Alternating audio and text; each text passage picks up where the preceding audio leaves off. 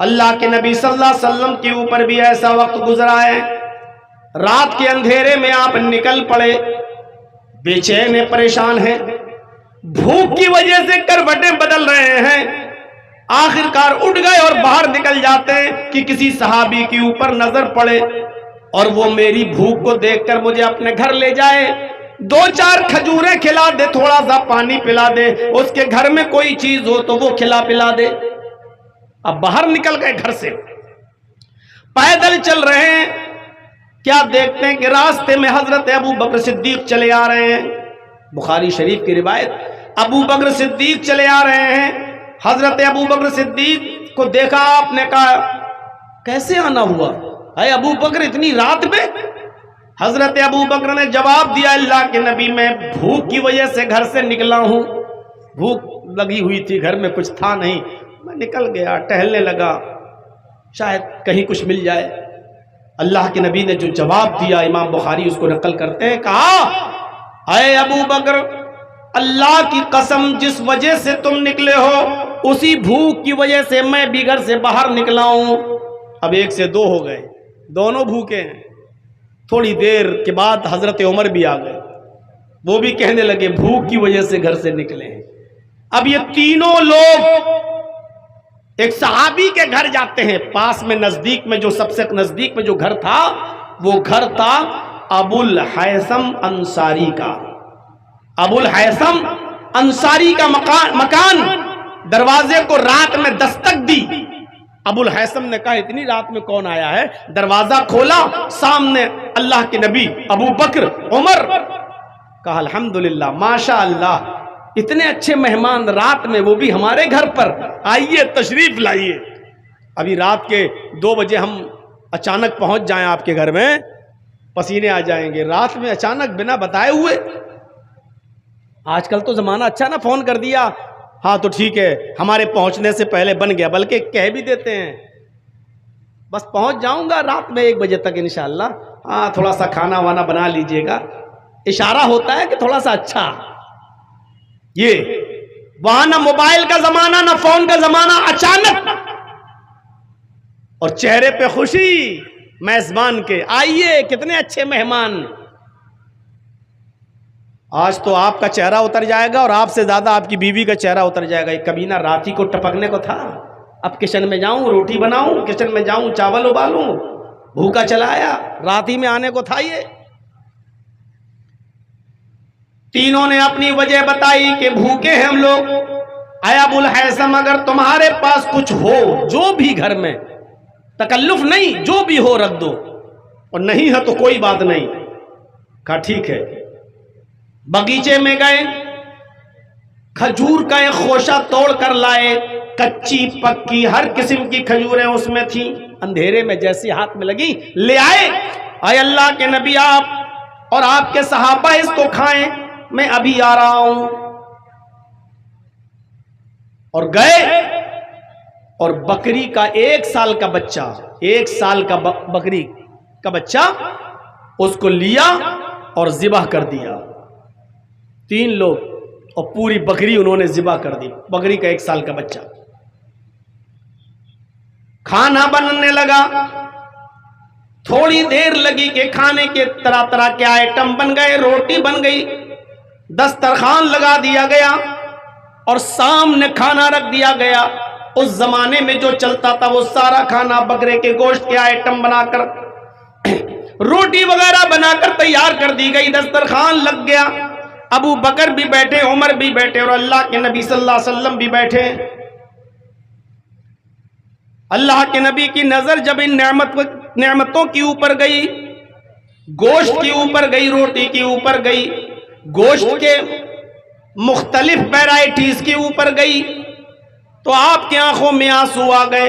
بخاری کی روایت، اللہ کے نبی صلی اللہ علیہ وسلم کی زبان سے جو جملہ نکلا وہ جملہ یہ تھا، لَتُسْأَلُنَّ عَنْ هَٰذَا النَّعِيمِ يَوْمَ الْقِيَامَةِ۔ آئے ابو الحیثم، یہی وہ نعمتیں ہیں جن نعمتوں کے بارے میں قیامت کے دن اللہ رب العالمین کے یہاں سوال کیا جائے گا۔ یعنی ہم نے تمہیں نعمتوں کو کھلایا تھا، تم نے اللہ کا شکر ادا کیا یا نہیں کیا؟ जर्जीस साहब के सामने या हम जैसे और मौलवियों के सामने आप आइटम रख दें तब भी सारी चीज़ें हैं माशाअल्लाह, बस चिकन फ्राई और होता तो और अच्छा होता। बस एक चीज़ की और कमी रह गई, अगर मछली और होती तो बस पूछो मत। आपका दस्तरखान बहुत अच्छा, या कुछ नहीं कहेगा शर्म की वजह से तो दस्तरखान पर नेमतों को देखकर कहेगा माशाअल्लाह, अल्लाह पकाने वाली को जन्नत दे, अल्लाह आपने मेहमान नवाजी की, अल्लाह आपको जन्नत दे। अल्लाह के नबी सल्लल्लाहु अलैहि वसल्लम ये कुछ नहीं कह रहे, अल्लाह के नबी नेमतों को देख रहे हैं तो कह रहे लतुसअलुन्ना अन हाज़न नईम यौमुल क़ियामा। अबुल हैसम, क़यामत के दिन इन नेमतों के बारे में सवाल होगा। अल्लाह ने खिलाया, तुमने शुक्र अदा किया कि नहीं किया। और उसके बाद का मंजर देखिएगा मेरे साथियों, एक रोटी उठाई और उस रोटी के ऊपर सिर्फ गोश्त की 2 बोटियां रखी। एक रोटी और उस रोटी के ऊपर गोश्त की 2 बोटियां रखी। अल्लाह की कसम जर्जीस को नहीं मालूम कि उस रोटी का साइज क्या होगा, हमें नहीं मालूम। उस जमाने में छोटी रोटी चलती थी कि बड़ी, हमें नहीं मालूम। आप हमारे यूपी में आ जाएं तो कानपुर से उधर जितना जाएंगे, इटावा, अलीगढ़, गाजियाबाद, बरेली, पीलीभीत, इस तरफ जितना जाएंगे तो आपको रोटी बड़ी मिलेगी, बड़ी रोटी बनती हुई मिलेगी। और इटावा से इस तरफ जितना आएंगे आप, कानपुर, लखनऊ और सीता, इस साइड में जब आप आएंगे, हरदोई वगैरह, सीतापुर, इस साइड में जब आप आएंगे, बनारस वगैरह में, तो यहां रोटी आपको छोटी बनती हुई मिलेगी, छोटी छोटी। आपके बिहार में भी छोटी रोटियों का चलन है, छोटी रोटी बनती है।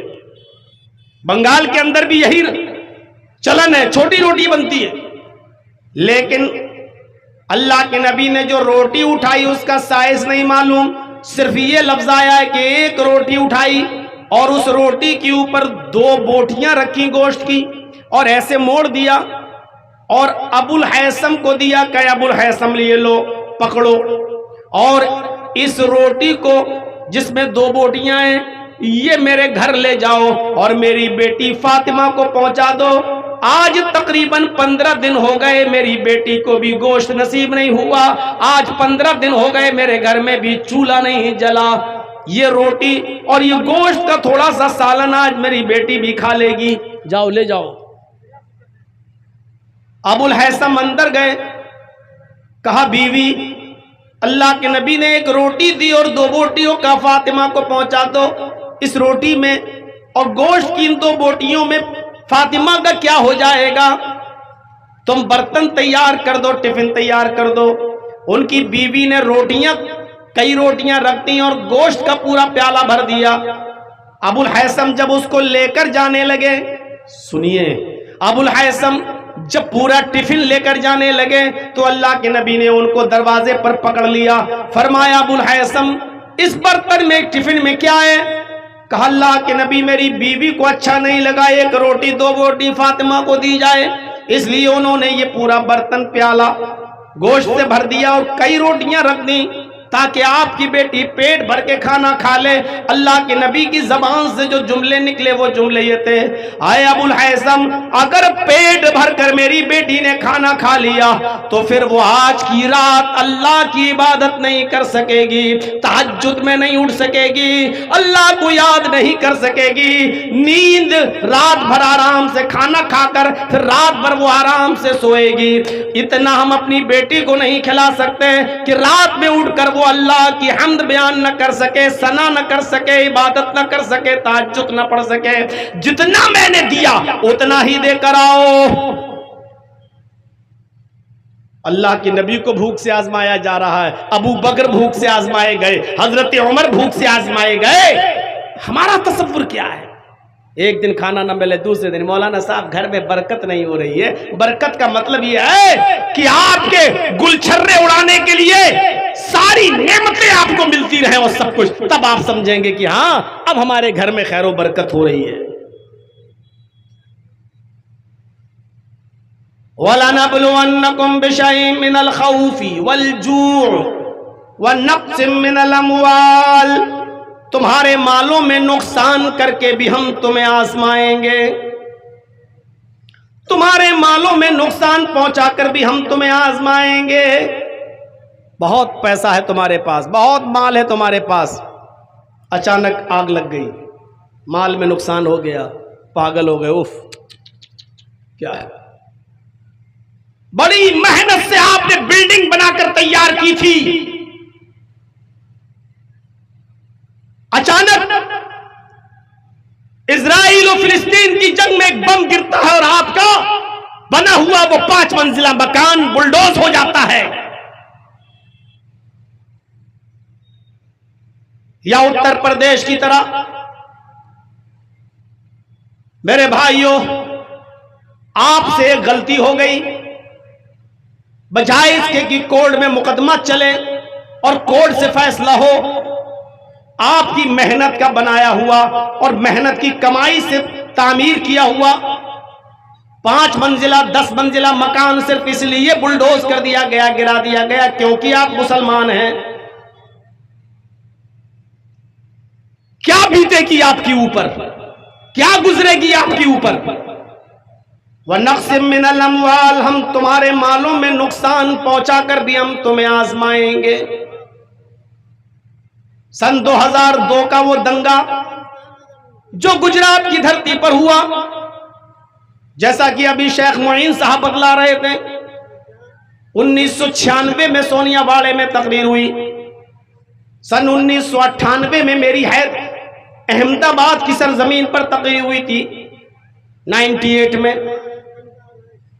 جن لوگوں کے یہاں میں رکا تھا کروڑوں کی بلڈنگوں کے مالک تھے, کروڑوں کے ان کے شو روم تھے,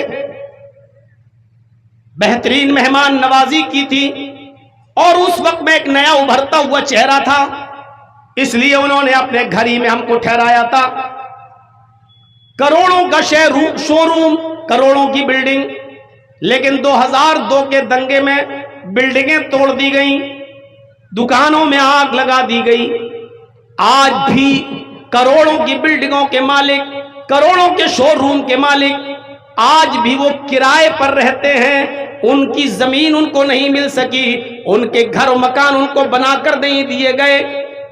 کئی سال تک تو وہ کیمپوں میں رہے, اب کیمپوں سے آزادی ملی تو وہ کرائے کے مکان میں رہتے ہیں, اور کرائے کی دکان سے انہوں نے اپنی دکانداری شروع کی. وَنَقْسِم مِّنَ الْأَمْوَالِ, ہم تمہیں تمہارے مالوں میں نقصان پہنچا کر بھی آزمائیں گے.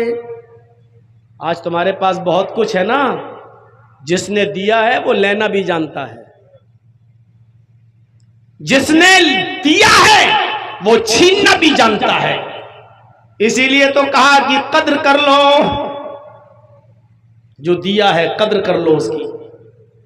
وَنَقْسِم مِّنَ الْأَمْوَالِ, ہم تمہارے مالوں میں نقصان پہنچا کر بھی ہم تمہیں آزمائیں گے.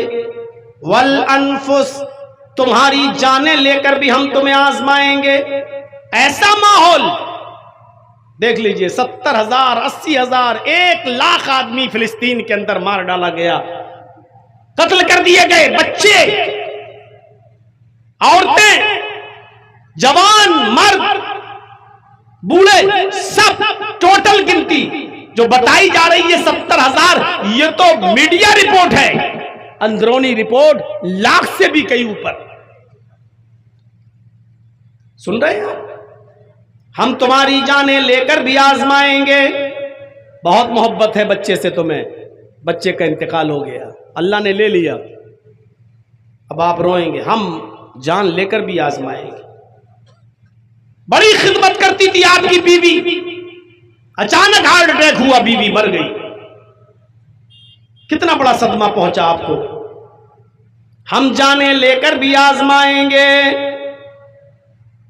والانفس والثمرات, ثمرات میں ساری چیزیں آ گئی. ویسے تو اناج, اس دور میں اناج اور گلے کا کاروبار ہوتا تھا, اس لیے آیت نازل ہوئی. اس میں ہر بزنس شامل ہے. جو آدمی جو بزنس کرتا ہے, کھیتی باڑی, اناج گلہ, چاول کا یا دھان کا, پھل فروٹ پیدا ہو رہے ہیں, آم کے باغات ہیں, لیچی کے باغات ہیں, یا آپ اور کوئی بزنس کرتے ہیں, کاروبار کرتے ہیں کپڑے کا, ہم تمہیں تمہارے کاروبار کو چوپٹ کر کے, تمہارا کاروبار برباد کر کے بھی ہم تمہیں آزمائیں گے. کتنی چیزیں بتائیں, خوف ڈال کر بھی آزمائیں گے، بھوکا مار کر بھی۔ سن 2014 میں میں حج کرنے کے لیے گیا تھا سعودی عرب، اپنی ماں کو اور اپنے باپ کو لے کر۔ شیخ اصغر صاحب اور مولانا ہارون صاحب بھی ہمارے ساتھ تھے۔ سعودی عرب کی سرزمین پر ایک فلسطینی آدمی نماز کے بعد امام حرم سے سوال کرتا ہے، امام حرم سے سوال کرتا ہے ایک فلسطینی نوجوان، اور اس کے سوال کا مفہوم یہ تھا کہ امام محترم، ہم لوگ فلسطین میں رہتے ہیں، حالات بڑے خراب ہیں، کبھی کبھی کھانا وقت پہ نہیں ملتا اور کبھی کبھی تو گھر میں پینے کے لیے پانی بھی نہیں ہوتا۔ امام محترم، اگر ہمارے گھر میں کھانے کے لیے کھجور بھی نہ ہو اور پینے کے لیے پانی بھی نہ ہو، صبح میں ایک گھونٹ پانی بھی نہ پی سکیں، پانی بھی نہ ہو، تو کیا میں نیت سے سحری کی نیت، سحری روزے کی نیت کیا میں کر سکتا ہوں؟ یعنی نیت سے روزہ رکھ سکتا ہوں، سحری کرنے کی نیت ہے لیکن سحری ہے ہی نہیں، کھانا نہیں ہے میرے پاس، پانی نہیں ہے، تو کیا صرف اتنا سوچ لوں کہ میں روزے سے ہوں تو بنا کھائے پیے کیا اس نیت سے روزہ ہو جائے گا؟ امام حرم کے آنکھوں میں آنسو تھے اور اس نوجوان کو کہا کہ بالکل انشاءاللہ تمہارا روزہ اللہ رب العالمین کے یہاں قبول ہو جائے گا، سارے اعمال کا دار و مدار نیت ہی پر ہے۔ اس نوجوان نے پھر ایک اور سوال داغ دیا اسی خانہ کعبہ میں کہ امام محترم، یہی حال افطار کے موقع پر بھی ہمارا ہوتا ہے، ایک کھجور تک نہیں ہے جس سے میں افطار کر سکوں اور پانی کا ایک گھونٹ تک نہیں جس کو میں پی سکوں۔ اگر ہمارے پاس افطار کرنے کے لیے کچھ نہ ہو، نہ کھانے کے لیے کھجور ہو، نہ پینے کے لیے پانی کا ایک گھونٹ ہو، تو کیا میں نیت سے روزہ افطار کر سکتا ہوں؟ یعنی صرف یہ سوچ لوں کہ ہاں میں نے افطار کر لیا تو کیا نیت سے افطار ہو جائے گا روزہ؟ امام حرم پھوٹ پھوٹ کر رونے لگے، امام حرم پھوٹ پھوٹ کر روئے، ان کے رونے کی آواز مجمع میں سب سن رہے ہیں، سب دیکھ رہے ان کے آنسو، اور اس نوجوان کو بلاتے ہیں اور اپنے سینے سے لگاتے ہیں، اور سینے سے لگا کر امام حرم کا جواب یہ ہے کہ آئے نوجوان، تیرے اس طرح روزے کا انعام کوئی نہیں دے سکتا، تیرے اس طریقے سے روزہ رکھنے کا انعام صرف تیرے رب کے پاس ہے۔ اللہ بہتر جانتا ہے کہ تیرے اس طریقے کے روزے رکھنے کا انعام اللہ تجھے کیا دے گا، تیرے اس روزے کی قدر اللہ کی نظر میں کیا ہے یہ اللہ ہی بہتر جانتا ہے۔ دنیا کا کوئی بادشاہ، یہاں تک کہ سعودیہ کا بادشاہ بھی تجھے کچھ نہیں، چاہے کتنا بڑا انعام دے دے، لیکن وہ تیرے روزے کا انعام نہیں ہو سکتا ہے۔ تیرے روزے کا ایک صحیح انعام تو اللہ تجھے قیامت کے دن دے گا۔ میرے بھائیوں، ان لوگوں سے پوچھو جن کے پاس کھانے کو کچھ نہیں، پینے کو کچھ نہیں، اور پھر بھی روزہ رکھ رہے ہیں۔ بے غیرتو، اللہ نے دولت دی ہے لیکن روزہ تمہیں نصیب نہیں ہوتا ہے۔ تم کہتے ہو بھوک برداشت نہیں ہوتی ہے، تم کہتے ہو کہ بیوی نہیں چھوٹتی ہے، تم کہتے ہو بڑا محنت اور مزدوری کا کام ہم گھر پہ کرتے ہیں اس لیے ہمیں محنت کا کرنا پڑتا ہے اس لیے روزہ نہیں رکھتے۔ تمہیں نیند کیسے آ جاتی ہے؟ تم بستر پہ اپنے آرام کے ساتھ خواب خرگوش میں مست ہو کر سو کیسے جاتے ہو؟ اللہ کا عذاب تمہارے دلوں کو چیر کیوں نہیں دیتا ہے؟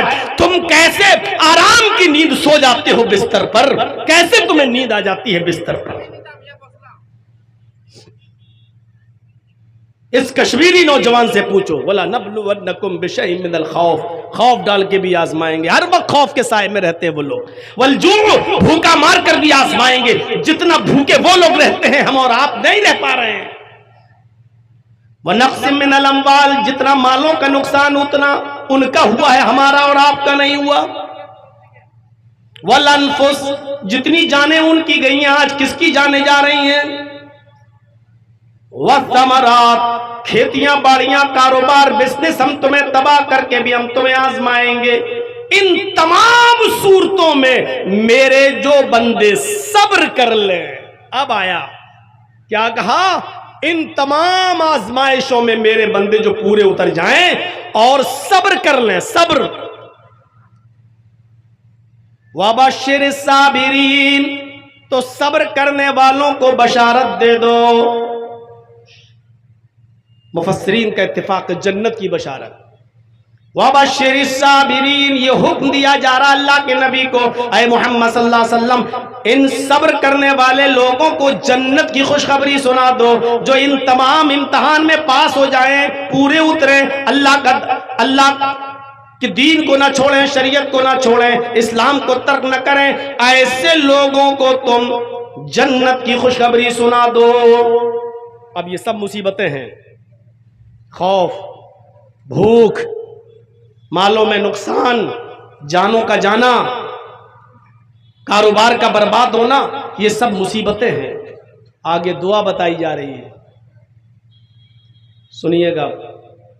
अल्लज़ीना इज़ा असाबतहुम मुसीबा, जिन लोगों को जब कोई मुसीबत पहुंचे, मुसीबत कोई भी मुसीबत हो सकती है, कोई भी गम आ सकता है, अल्लाह ताला क्या कह रहा है, मेरे बंदो जब तुम्हें कोई मुसीबत पहुंचे, जब तुम्हें कोई मुसीबत तुम्हें घेर ले, कालू, तो मेरे बंदे उस मुसीबत से घबराते नहीं हैं, आपे से बाहर नहीं होते, अपना आपा नहीं खो देते हैं, बल्कि क्या करते हैं, अल्लाह के बंदों का काम क्या होता है, मोमिनों का काम क्या होता है, जब उनके ऊपर मुसीबत आती है, कालू, उस मुसीबत को पहुंचने के बाद, उस मुसीबत को देखने के बाद उनकी जबान से जुमला निकलता है, इन्ना लिल्लाहि व इन्ना इलैहि राजिऊन, हम सब अल्लाह की तरफ से हैं और अल्लाह ही की तरफ हम सबको लौट कर जाना है, हम सब अल्लाह ही की तरफ से हैं और अल्लाह की तरफ लौट कर जाना है।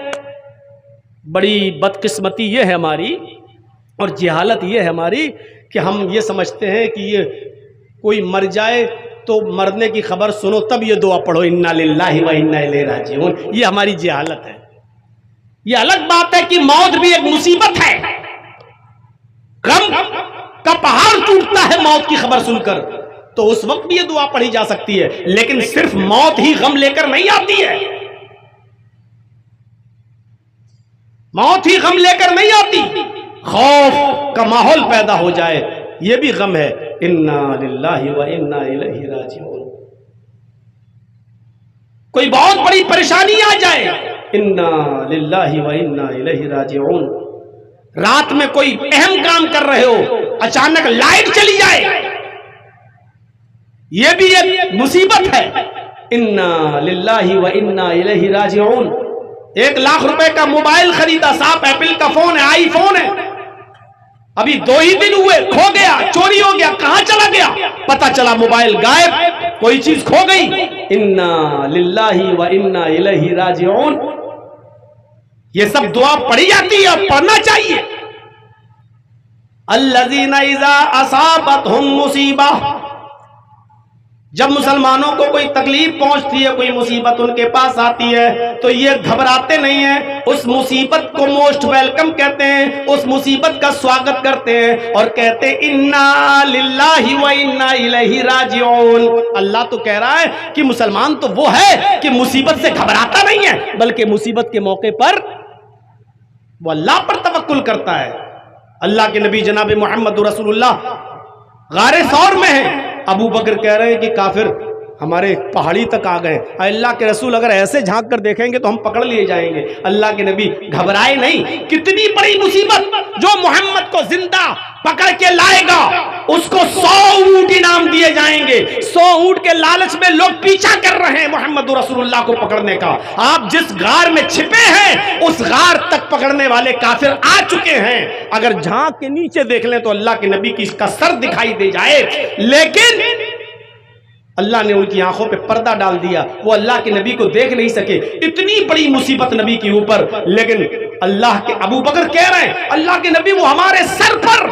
अल्लाह के नबी क्या कह रहे हैं, ला तहज़न इन्नल्लाह माअना। आए अबू बकर घबराओ नहीं, अल्लाह हमारे साथ है।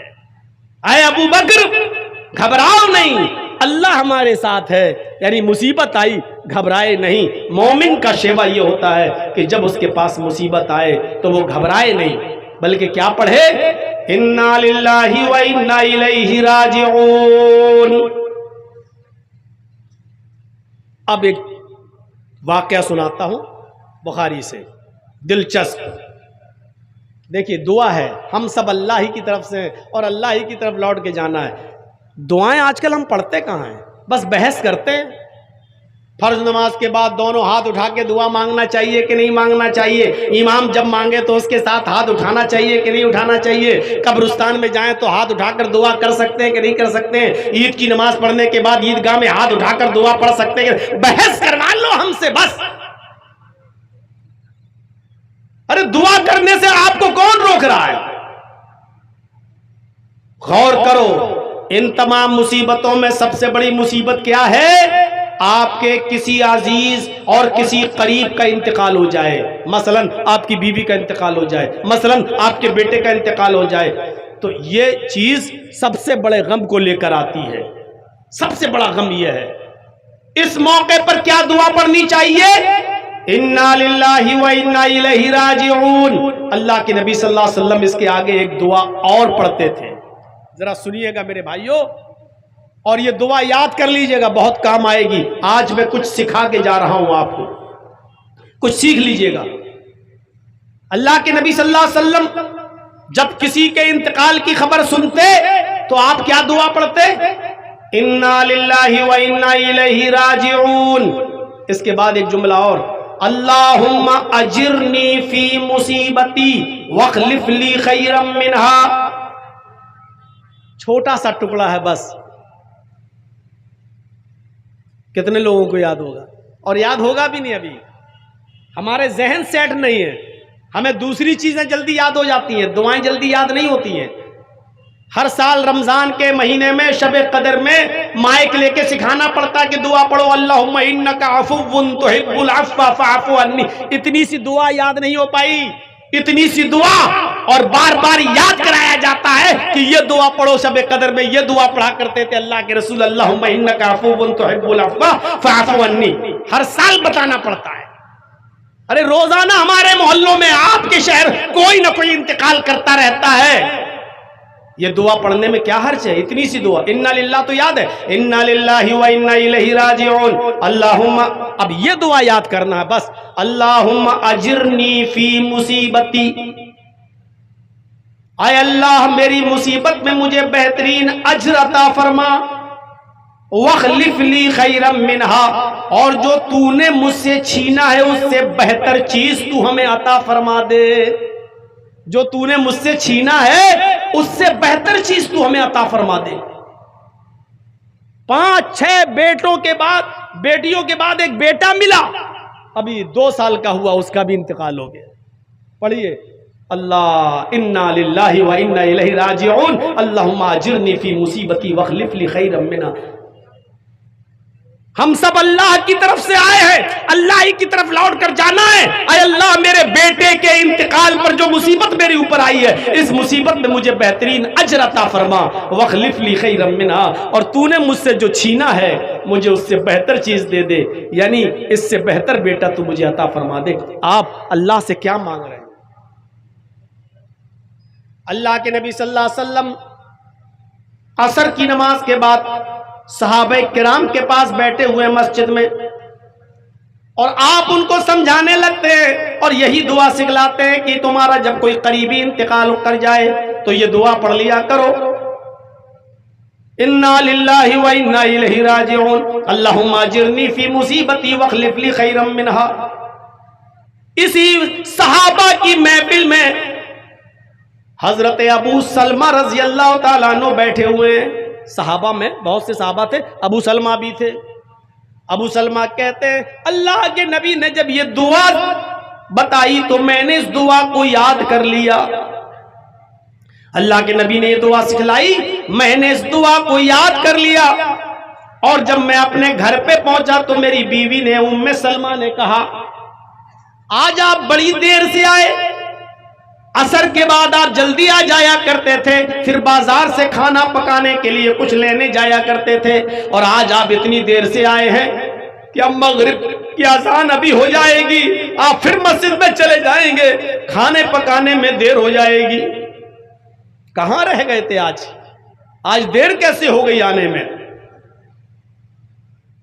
آج دیر کیسے ہو گئی آنے میں؟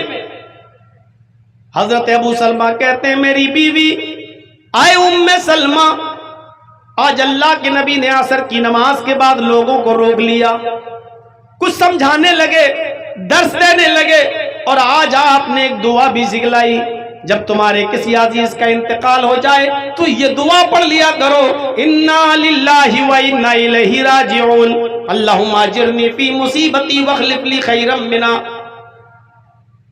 سلمہ کہتی ہیں کہ میرے شوہر ابو سلمہ نے جب یہ دعا مجھے بتائی کہ اللہ کے نبی نے مسجد میں یہ دعا صحابہ کو سکھائی، تو میں نے اپنے شوہر سے یہ دعا سنی تو میں نے بھی اس دعا کو یاد کر لیا۔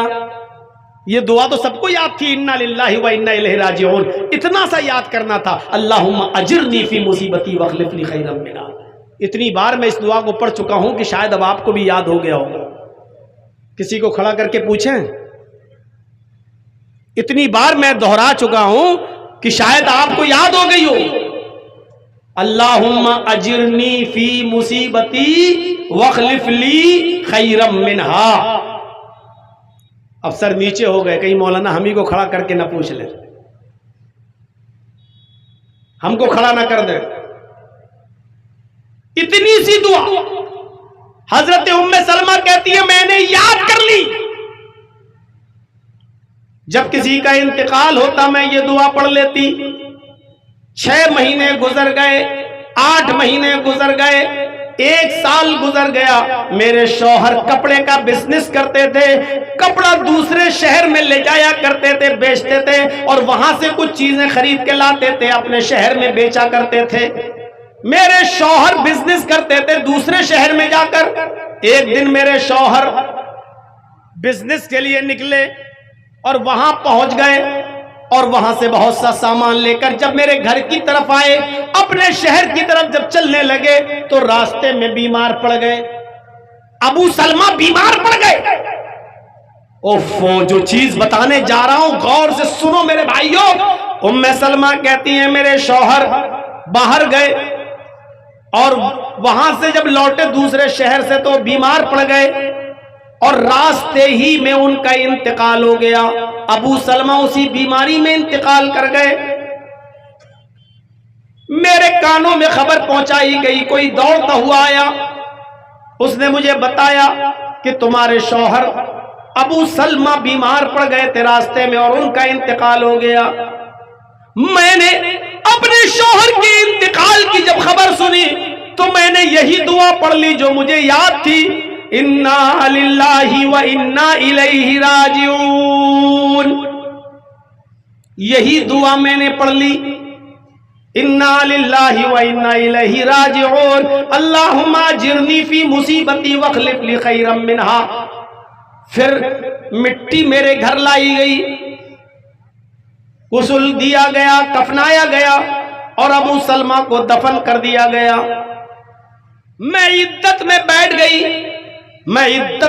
گئی، عدت کرنے لگی، اور جب بھی مجھے میرے شوہر کی یاد آتی تو میں پھر یہ دعا پڑھ لیتی۔ شوہر کی یاد آتی، یہ ایک غم تھا، تو میں یہ دعا پڑھ لیتی، یہی انا للہ و انا الیہ راجعون، اللہم اجرنی فی مصیبتی واخلف لی خیرا منہا۔ سلمہ کہتی ہیں کہ 2-3 مہینے گزر گئے، میں عدت میں تھی، ایک دن مجھے شوہر کی یاد آئی تو میں یہ دعا پڑھنے لگی۔ جب میں دعا پڑھنے لگی تو میں اس کے ترجمے پر غور کرنے لگی، اس کی میننگ پر، مفہوم پر غور کرنے لگی۔ میں سوچنے لگی ایسا کیسے ہو سکتا ہے؟ اس دعا کا مطلب تو یہ ہے کہ ہم اللہ کی طرف سے ہیں اور اللہ ہی کی طرف جانا ہے۔ اے اللہ میری مصیبت میں مجھے بہترین بدلہ دے، وَاخْلِفْ لِي خَيْرًا مِّنْهَا، اور جو تو نے مجھ سے چھینا ہے اس سے بہتر بدلہ مجھے دے، بہتر چیز عطا کر۔ سلمہ کہتی ہے میں بار بار یہ دعا پڑھتی ہوں کہ اللہ مجھے اس سے بہتر چیز دے جو تو نے مجھ سے چھینی ہے۔ بھلا میرے شوہر سے بہتر کون ہو سکتا ہے؟ میرے شوہر جو مجھ پر جان چھڑکتے تھے، میرے دیوانے تھے، میری ہر پریشانی اور ہر چیز کا خیال رکھتے تھے، میرے شوہر اس دنیا سے انتقال کر گئے، اور میں اللہ سے دعا کرتی ہوں کہ اللہ مجھے وہ چیز دے جو میرے شوہر سے بہتر ہو، میرے شوہر سے بہتر چیز دے۔ کیسے ہو سکتا ہے؟ بھلا اس دنیا میں میرے شوہر سے اچھا بھی کوئی ہوگا؟ ایسا کیسے ہو سکتا ہے؟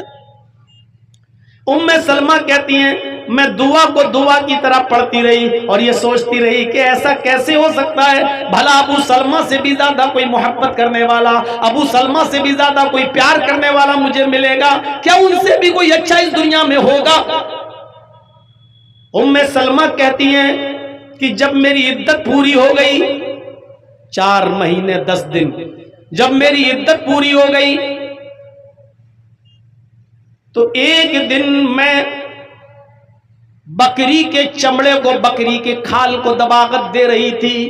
अरब के अंदर ये खाले वाले बेची नहीं जाती थी। बकरी ज़िबा की खाल निकाली, उसको दबागत दी, उसको गर्म पानी में बबूल अबूल डालकर उसको गर्म करके उसको साफ किया, या तो मशकीज़ा बना लिया जाता था जो पानी के भरने में काम आता है, या ढोल बना लिया जाता था, या जाय नमाज वगैरह बना ली जाती थी, उसको घर में इस्तेमाल में लाया जाता था। सलमा कहती है कि मैं बकरी के खल के चमड़े को दबागत दे रही थी, अचानक मेरे दरवाजे पे दस्तक हुई, मेरी इद्दत खत्म हो गई, अचानक मेरे दरवाजे पर दस्तक हुई। मैंने जल्दी से हाथ धोए और दरवाजे की तरफ में आगे बढ़ी, मैं जल्दी से दरवाजे की तरफ आगे बढ़ी। जैसे ही मैंने दरवाजा खोला तो क्या देखती हूँ कि मेरे सामने जनाब मोहम्मद रसूलुल्लाह सल्लल्लाहु अलैहि वसल्लम खड़े हैं। मेरे सामने मोहम्मद रसूलुल्लाह सल्लल्लाहु अलैहि वसल्लम खड़े हैं।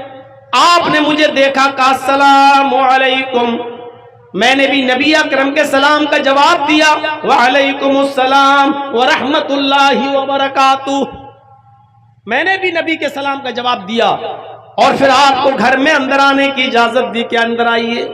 अरे अल्लाह के नबी, आप अंदर तशरीफ लाइए। अल्लाह के नबी जब घर के अंदर तशरीफ लाए तो खजूर के पत्तों की बनी हुई चटाई बिछी हुई थी, उसी चटाई के ऊपर अल्लाह के नबी बैठ गए। कितनी बेइज्जती होती है। औरतें कहती हैं लो साहब इतना अच्छा घर बना लिया, एक सोफा नहीं डाल सकते हो, बाहर के मेहमान आते हैं बेचारे, उनको टूटी फूटी कुर्सियों पे बिठाना पड़ता है। अल्लाह के नबी खजूर के पत्तों की बनी हुई चटाई के ऊपर बैठ गए। हजरत उम्मे सलमा कहती हैं मेरे पास तकिया था, तकिया चमड़े का तकिया, उसमें खजूर की छाल भरी हुई थी।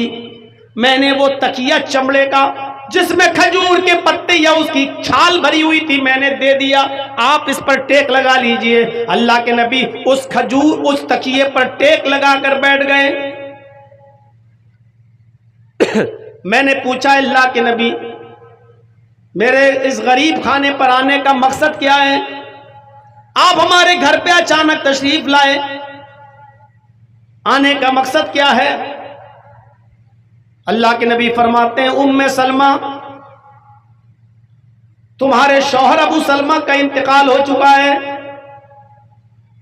तुम इद्दत में थी इसलिए मैं नहीं आया मिलने, अब तुम्हारी इद्दत भी पूरी हो गई, अब मैं तुमसे मिलने के लिए आया हूं। आए उम्मे सलमा, मैं तुम्हारे साथ निकाह करने का इरादा रखता हूं, मैं तुमसे शादी करना चाहता हूं, मैं तुमसे निकाह करना चाहता हूं। आए उम्मे सलमा, तुम्हें अच्छी तरह मालूम है कि इस वक्त अरब का मिजाज क्या है। जिस औरत का शौहर मर जाता है उस औरत को कितनी तकलीफें उठाना पड़ती हैं। लोग उस औरत को मनहूस समझते हैं कि देखो अपनी जिंदगी में अपना आदमी खा गई, उसकी शादी नहीं होती है, कोई निकाह नहीं करता इस डर से कि एक को तो शादी करके खा गई, दूसरा जो इससे शादी करेगा वो भी मर जाएगा।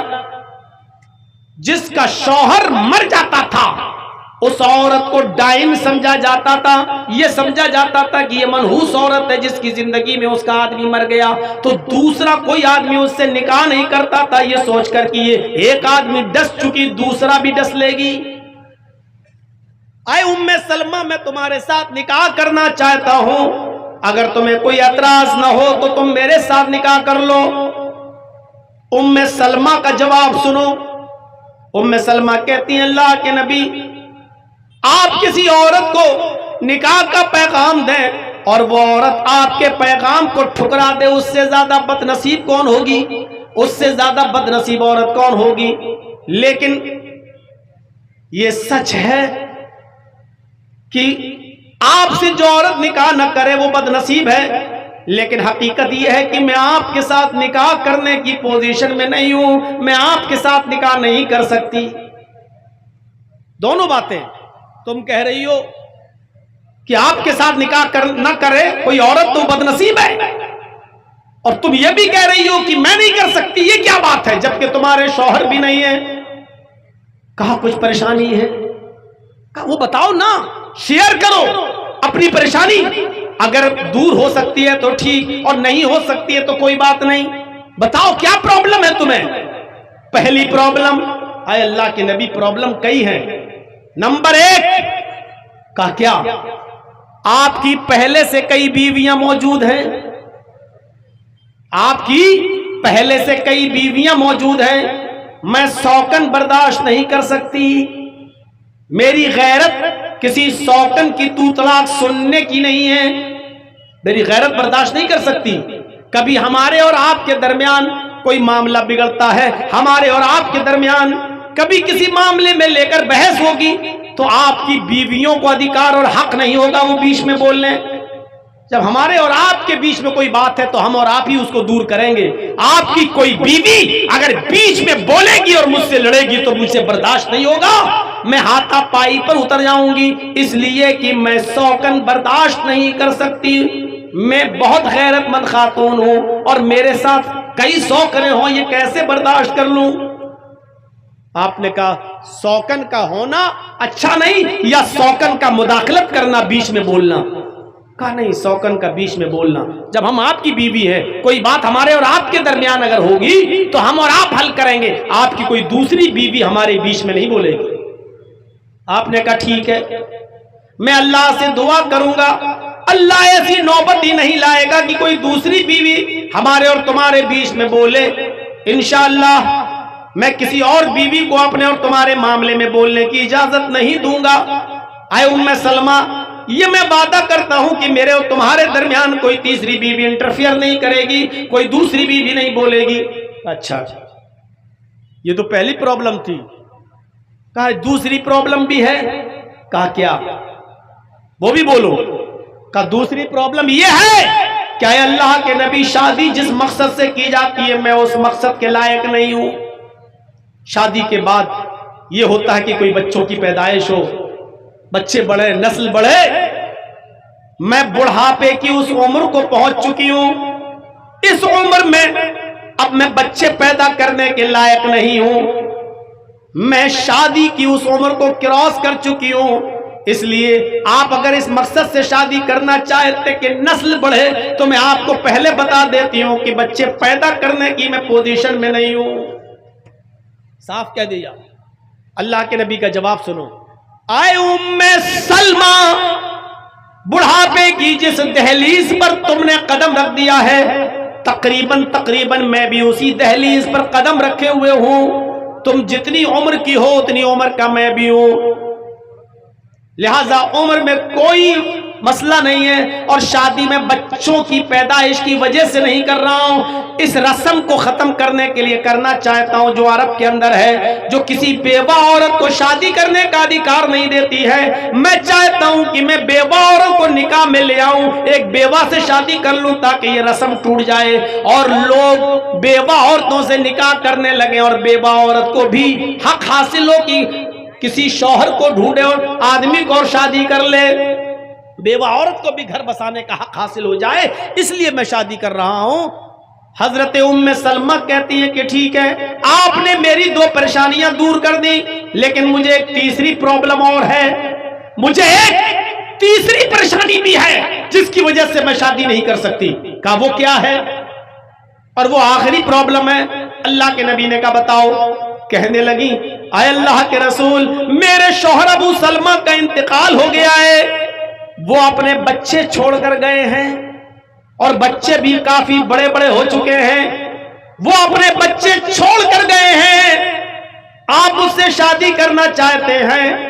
ابو سلمہ کے انتقال کے بعد ان بچوں کی پرورش میں کرتی ہوں، ان بچوں کو میں پالتی ہوں، ان بچوں کا پالن پوشن میں کرتی ہوں، ان بچوں کی کفالت میرے ذمہ ہے۔ اگر آپ یہ چاہتے ہیں کہ میں صرف ام سلمہ سے شادی کر لوں اور یہ بچے ام سلمہ کے مائکے والے سنبھالیں، بچوں کے ماموں آئیں اور بچوں کو لے جائیں، بچوں کے نانا آئیں بچوں کو لے جائیں، یہ بچے اپنے ننیال میں پلیں، اپنے ماموں کے ہاں اپنے نانا کے یہاں پلیں یا ددیال میں پلیں، تو اے اللہ کے نبی یہ نہیں ہو سکتا ہے۔ یہ بچے ابو سلمہ چھوڑ کر گئے، ان بچوں کی کفالت میرے ذمہ، یہ بچے میں پالتی ہوں، ان کی پرورش میں کرتی ہوں، اگر آپ میرے ساتھ نکاح کرنا چاہتے ہیں تو ان بچوں کو میں نہیں چھوڑ سکتی ہوں، ان بچوں کی ذمہ داری، ان کی کفالت اور ان کو کھلانا پلانا، ان کی پرورش کی ذمہ داری بھی آپ کو اٹھانا پڑے گی۔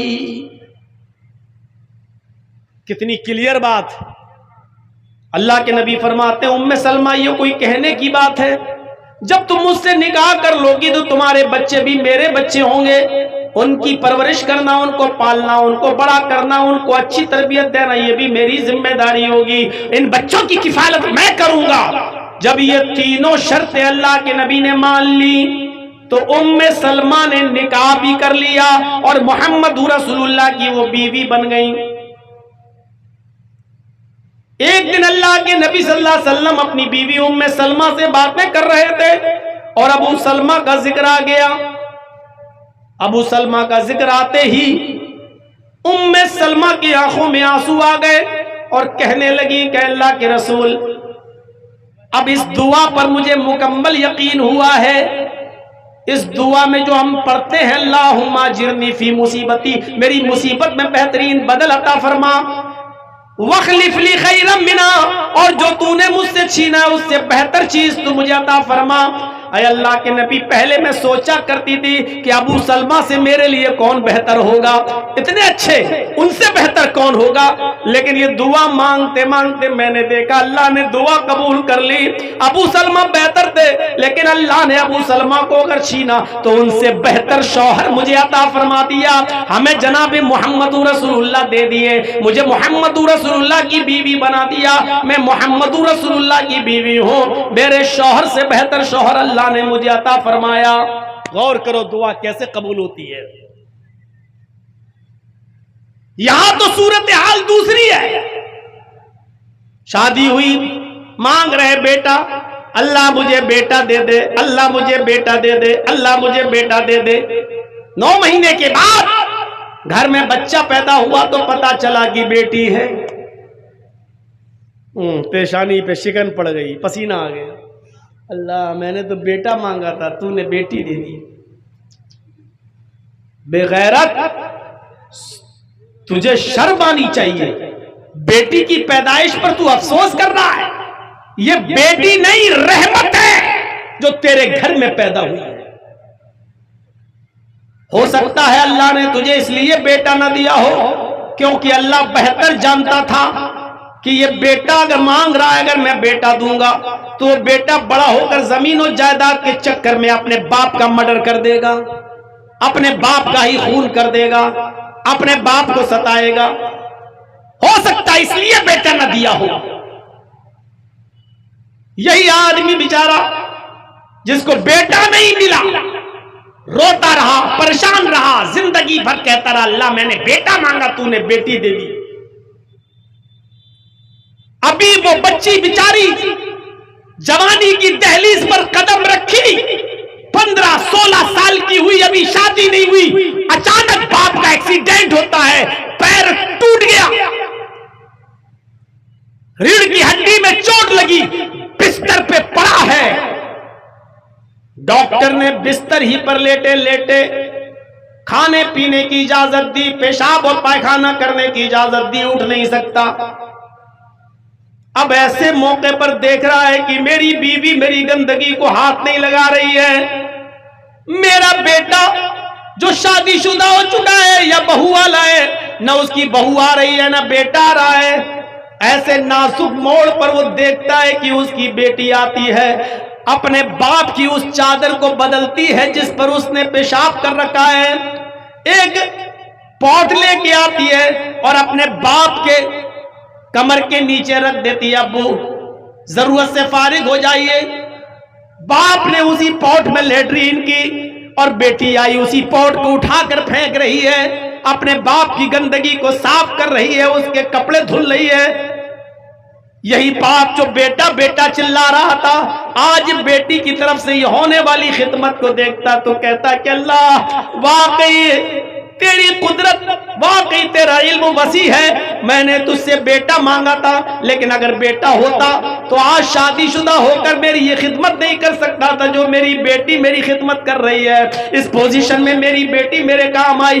واقعی تو حکیم ہے، تو اچھی طریقے سے جانتا ہے کہ بیٹا دینا چاہیے کہ بیٹی دینا چاہیے۔ اندازہ لگا سکتے ہیں آپ، بیٹیاں رحمت بن کر آتی ہیں، رحمت۔ آپ بیٹوں کی پیدائش پہ خوش ہوتے ہو؟ پورے ہندوستان میں جاتا ہوں تقریریں کرنے، اور ابھی میرا ایک قدم اگر آپ کے بھگیا میں ہے تو ابھی دوسرا قدم میرا کلکتہ کی سرزمین پر ہے۔ کل کا پروگرام میرا مدنی پور میں ہے، کھڑگپور سے آگے مدنی پور۔ اندازہ لگاؤ کہ آج یہاں ہے، کل کہاں، پرسوں کہاں۔ شیخ بتا رہے تھے کہ سن 1996 میں تقریر کی، یہ 29-30 سال کا زمانہ جو گزرا ہے، اس 30 سال تقریروں کے زمانے میں میرے بھائیوں پورے ہندوستان کے چپے چپے میں جا چکا ہوں۔ ایسے ایسے ماں باپ کو جانتا ہوں جنہوں نے میری خدمت کی ہے، جنہوں نے مجھے کھلایا پلایا ہے۔ 5 سال کے بعد ان کے گھر گیا تو پتا چلا کہ وہ نہیں ہے اس دنیا میں۔ محلے والوں سے پوچھا گیا تو پتا چلا کہ ان کی اولاد نے، اس کے بیٹے نے اپنے باپ کو مار ڈالا۔ زمین و جائیداد کا جھگڑا ہوا، اسی بٹوارے کو لے کر اتنا جھگڑا ہوا کہ گردن دبا دیا، بیٹا اپنے باپ کو مار ڈالا۔ آج تک ایسا قصہ نہیں سنا کہ کسی بیٹی نے بھی اپنے باپ کو مارا ہو۔ بیٹیاں رحمت بن کر آتی ہیں اور آپ ان کو زحمت سمجھتے ہو۔ پریشانی کیا ہے؟ اوفو، لڑکی ہوئی، اب کم سے کم 10-12-15 لاکھ روپے کا جہیز وہیز اکٹھا کرو، باراتیوں کا انتظام کرو۔ پرابلم یہ ہے، اب یہ 3 اپریل کو میری بیٹی کی بھی شادی تھی، یہی 3 اپریل کو، آج 18 اپریل ہے، 16-17 یعنی اب تو 12 بجے کے بعد 18، یہی 3 اپریل کو میں نے اپنی بیٹی کی شادی کی۔ جائیے پوچھئے اٹاوا والوں سے، اور جائیے منظر دیکھیے، نہ براتیوں کا پتہ تھا، نہ چوروں کا پتہ تھا، نہ ڈکیتوں کا پتہ تھا، نہ ہلدی والے آئے، نہ سگائی ہوئی، نہ منگنی لگی، نہ پکی کرائی ہوئی، نہ دہیج جہیز دیا گیا، کچھ نہیں۔ کاس گنج علاقہ ہے، ضلع کاس گنج، لڑکا سول انجینئر ہے، پڑھتا، جاب ہے اس کی دلی میں۔ چند لوگوں پر مشتمل، چند لوگ گنتی کے 10-12 لوگ بس آتے ہیں، مسجد میں نکاح ہوتا ہے، دور سے آئے تھے اس لیے کھانا بھی کھلا دیا گیا، دور سے نہ آتے تو کھانے کا بھی انتظام نہیں کرتا لڑکی والوں کے لیے، ہے ہی نہیں کہ وہ کھانا کھلائیں۔ کیوں کھلائیں؟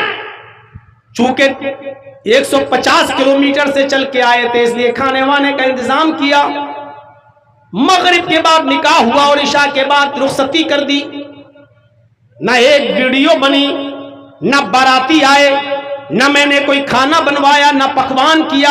میں نے خود اپنے محلے کے لوگوں کو بھی نہیں بلایا، میں نے اپنے سگے خالہ خالوؤں کو نہیں بلایا، ماموؤں کو نہیں بلایا۔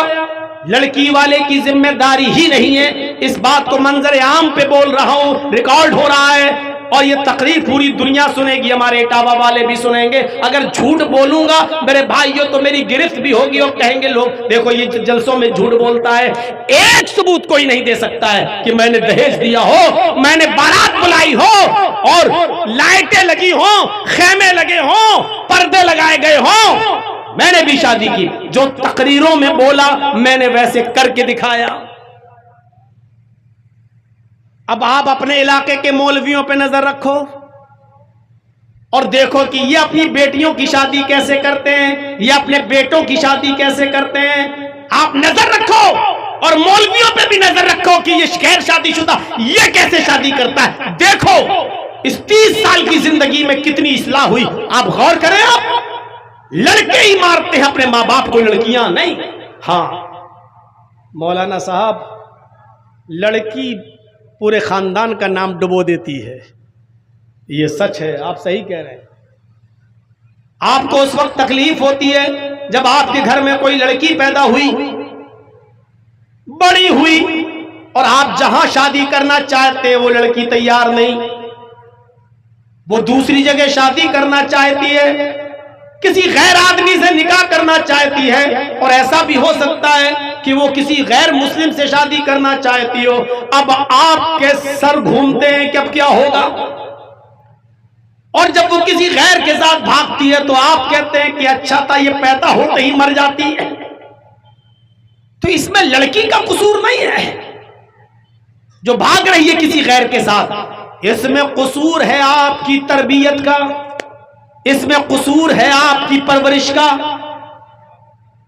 آپ نے اپنی بیٹی کو وہ تربیت ہی نہیں دی، کیوں گئی غیر مسلم کے ساتھ، کیوں بھاگی وہ کسی مسلمانی کے ساتھ، لیکن بھاگ کر شادی کیوں کی، کیوں؟ اس میں غلطی آپ کی رہی، آپ نے اس کو اینڈرائیڈ موبائل دے دیا، لے بیٹی 30,000 کا موبائل ہے اوپو کا، لے ویوو کا، لے سیمسنگ کا، سم بھی دے دی، نیٹ پیک بھی ڈال دیا۔ اب وہ آپ کی بیٹی چلا رہی ہے، فیس بک بھی چلا رہی ہے، میسنجر بھی چلا رہی ہے، واٹس ایپ بھی چلا رہی ہے، پڑھنے کے لیے بھی آپ نے ایسا اسکول اس کا چوائس کیا جہاں لڑکے اور لڑکیاں دونوں بیٹھ کے پڑھ رہے ہیں۔ انٹرویل میں اسکول کی کینٹین میں بنی ہوئی ہوٹل پہ لڑکے اور لڑکیاں دونوں بیٹھ کر چائے پی رہے ہیں۔ اب تیری لڑکی کسی غیر کے ساتھ بھاگے گی نہیں تو کیا تیری آرتی اتارے گی؟ تربیت آپ نے غلط دی تو لڑکی پھر اس کا قصور کیا ہے؟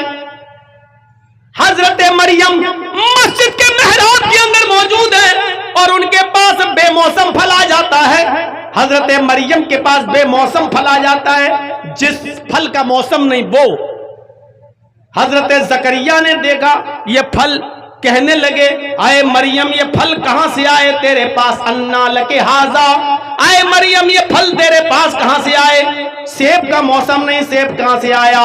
آم کا موسم نہیں، آم کہاں سے آیا؟ لیچی کی فصل نہیں، لیچی کہاں سے آئی؟ انگور کا موسم نہیں، انگور تیرے پاس کہاں سے آ گیا؟ اے مریم بتا یہ پھل کون لایا تیرے پاس؟ حضرت مریم جواب دیتی ہیں قالت هو من عند اللہ، اے میرے سرپرست، اے میری پرورش کرنے والے، مجھے کھلانے پلانے والے، میرا خیال رکھنے والے، اے زکریا، یہ تمام کی تمام نعمتیں اللہ کے پاس سے آئی ہیں، کوئی فرشتہ رکھ کر گیا ہے۔ آپ غلط نہ سمجھو، میرا کسی لڑکے کے ساتھ کوئی غلط تعلق نہیں ہے، یہ کوئی مجھے تعلق میں نہیں دے گیا، کوئی لڑکا نہیں دے گیا، یہ ساری نعمتیں مجھے اللہ کی طرف سے ملی ہیں۔ حضرت زکریا نے کیسی پرورش کی تھی، اور اس سے پوچھ رہے ہیں یہ پھل کہاں سے آیا؟ کس سے؟ زکریا کس سے پوچھ رہے ہیں؟ مریم سے۔ کون مریم؟ جن کو اللہ تعالیٰ نے بغیر شوہر کے بیٹا دیا عیسیٰ، وہ مریم جن کے پیٹ سے بغیر شادی کے، بغیر شوہر کے مریم کو بیٹا دیا عیسیٰ، جب ان کے اوپر الزام لگا کہ مریم زانیہ بدچلن ہے، بغیر شادی کے بچہ پیدا کر دیا، تو مریم کی پاک دامنی کا اعلان اللہ رب العالمین نے کیا کہ نہیں، مریم پاک دامن ہے، عیسیٰ اللہ کے کلمے سے پیدا ہوئے، اللہ کے حکم سے پیدا ہوئے ہیں، مریم غلط نہیں ہے، مریم غلط نہیں ہے۔ جن کی پاک دامنی کا اعلان اللہ نے کیا، جب اس سے سوال ہو سکتا ہے، جس کے پاک دامن ہونے کا اعلان اللہ نے کیا، جب اس سے پوچھا جا سکتا ہے کہ یہ پھل تیرے پاس کہاں سے آئے، تو آئے لڑکیوں کے ماں باپ، تم اپنی بیٹیوں سے کیوں نہیں پوچھ سکتے ہو یہ کپڑا کہاں سے آیا، یہ دوپٹہ کہاں سے آیا، یہ موبائل کہاں سے آیا، موبائل میں یہ کور کہاں سے آیا؟ تیرے موبائل میں بیلنس نہیں تھا، اس موبائل میں بیلنس کس نے ڈالا؟ کیا تم اپنی بچیوں سے، اپنی بیٹیوں سے یہ سوال نہیں کر سکتے؟ اور نہیں کرو گے تو تمہارا نام ڈبوئیں گی اور غیروں کے ساتھ بھاگیں گی، تمہاری آرتی نہیں اتاریں گی۔ تربیت جہاں لڑکیوں کے لیے، لڑکوں کے لیے بھی ہونی چاہیے، لڑکیوں پر بھی نظر ہو تو لڑکوں پر بھی نظر ہو.